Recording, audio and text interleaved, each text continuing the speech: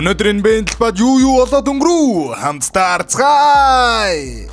Пистонсийн эсрэг Cavs 6 дахь тоглолт. Cavs-ийн тоглолтод хожих юм бол бүсийн пенальт шалгарна. Гэхдээ Pistons-ийн өнөөдөр гүйдэг үзэлцгнүүд минь гэдэл гараад ирсэн. Pistons өнөөдөр нөхөрлөлийн хүчээ ашиглаж багаараа сайн тоглосон. Jalen дөрөв хүртэл өнөөдөр эцэст нь нэг юм хүн шиг тоглосон гээл бод. Харин нөгөө талаас нь Mitchell цувралыг хаах тоглолтод хөгшин хаардангаас 7 дор тоглолоо доо. I'm freezing outside. I feel my skin tight. My coat is inside. I look up at you. Тэгтээ яг үндэ энэ Авзар Томсны хамгаалт бүр амар байна. За ямар тач Pistons энэ цувралд тулсан бүх багтаага 7 тоглолтыг гаргахаар боллоо. Hey guys, let's do cards дээр форма өмсч очоод ахлага ангийнхан 35,000 төгрөгөөр баг дунд ангийнхан 30,000 төгрөгөөр үсээд суулаарай гэж хэлээл байгаа шүү.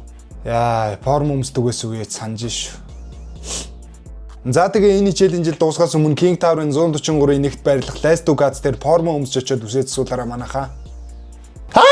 Дараагийн тоглолт Spurs-ийн эсрэг Minnesota 6 дахь тоглолт. Манун лигийн нүр царай болж амжилгүй Wemby-гийн сүдэрт дарагдлаа гэж. Одоо угаасаа бүсэл сэлдгүн бол ойроо хэдэн жил ийм дүр зураг давтагдах нь ойлгомжтой л доо. Өнөөдөр тэгээд тоглолт дуусахад бүтэн үе дутуу байхад Spurs-ийнхэнтэй бүгднтэй нь очиж гар барьж мээрээ салах ус гүйцэтгэж илээ. Өнөөдөр тэгээд Gobert Randle хоёрын буруугаас болж хожигдлоо л доо. За тэгээд барилгачин цолыг Randle-т нь өгчээ дөө. Харин Stephon Castle өнөөдрийн шидсэн цолыг хүртлээ. Өнөөдөр 32 оноо 11 самбар 6 дамжуулалт 68% үеийн давталгаа. Гайхалтай. Энэхүү Spurs бүсийн пеналт OKC-тэй тулгаар болсон. Гайхалтай.